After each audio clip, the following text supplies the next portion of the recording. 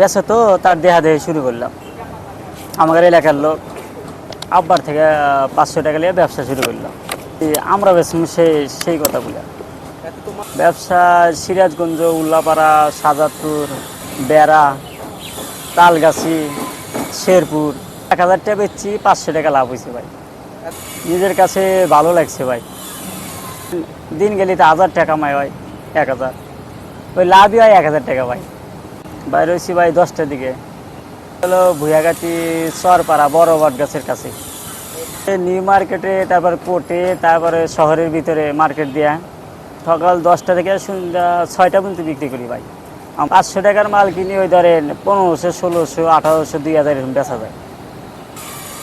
আগে যদি বেশি 1000, এখন বেশি হলো 1500, 2000, 3000 এরকম বেশি ভাই প্রতিদিন। এরকম কারো কোনো কাস্টমার সাথে কোনো এর সাথে কোনো মন্দগালি খারাপ আচরণ হয় না।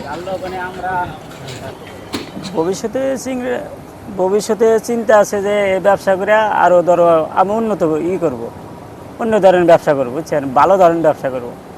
আমরা বিক্রি করে আল্লাহর রহমতে আমার মাসে 30,000 টাকা লাভ থাকে। সকালবেলা আমরা কাটার পরে ওই কাটতে ধরেন 2-3 ঘন্টা লাগে, 2-2.5 ঘন্টা লাগে, এরকম লাগে। ধরেন 10-12 কেজি আমরা যদি ছিলি, ব্যাগটি একসাথে কাটা লাগে, 10 কেজি ধরে ফাটার লাগে।